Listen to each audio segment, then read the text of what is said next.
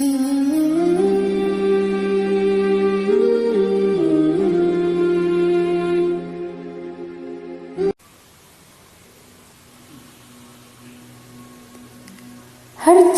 ٹھوکر کے بعد ٹوٹتی ہے، لیکن انسان ٹھوکر کے بعد صحیح ہو جاتا ہے۔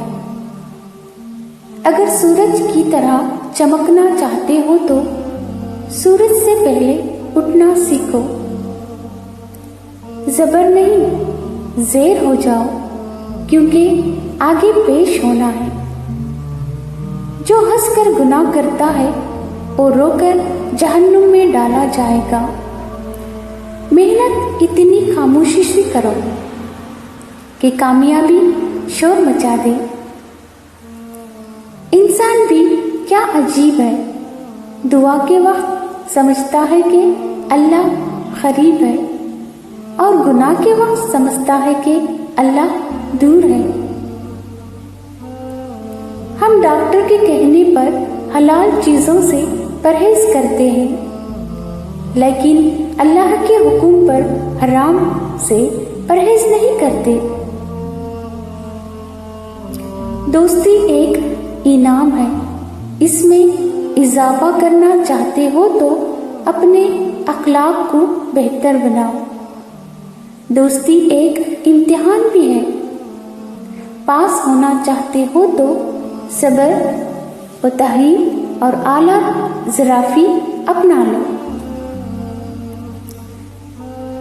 کتاب جوانی میں رہنما، بڑھاپے میں تفریح اور تنہائی میں رفیق ثابت ہوتی ہیں۔ ان کا ساتھ دنیا کے کسی بھی بہترین دوست کے ساتھ سے بہتر ہے۔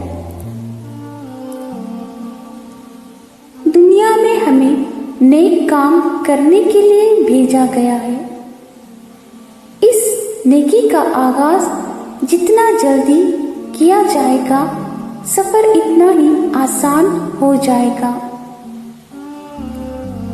سب سے آسان کام اپنے آپ کو دھوکہ دینا ہے، کیونکہ آدمی کو جو بات پسند ہوتی ہے اسے عموماً وہ سچ سمجھتا ہے۔ خاموش انسان خاموش پانی کی طرح گہرا ہوتا ہے۔ خاموشی خود ایک راز ہے، جاننے کے لیے خاموشی سے غور کرو۔ راز کھلنے لگتے ہیں تو خاموشی کا ہنر بھی آ جاتا ہے۔ شکر ضرور کرو۔ ہم جن نعمتوں کو کم جان کر شکوہ کرتے ہیں، اکثر اسی سے بھی محروم ہیں۔ یہ بات ہم سب جان اور سمجھ لیں تو شاید زیادہ شکر کریں۔ دوسروں سے برا سلوک کرنے سے پہلے یہ سوچیں کہ اگر آپ خود برے سلوک کا شکار ہوئے تو کیا ہوگا۔ مایوسی انسان کی سب سے بڑی دشمن اور خدا کا عذاب ہے۔ خیالات کی جنگ میں کتابیں ہتھیاروں کا کام دیتی ہیں۔ محبت ان سے رکھو جو نیکی کر کے فراموش کر دیتے ہیں اور کوئی قصور دیکھے تو معاف کر دیتے ہیں۔ شرم صرف نگاہوں کی نہیں بلکہ دل اور زبان کی بھی ہوتی ہے۔ سب سے عمدہ دولت زبان کی حفاظت ہے۔ جو دوسروں پر حکم چلائے وہ حق سے دور ہے۔ مومن کو چاہیے کہ دنیا میں محنت و مشقت سے زندگی گزارے۔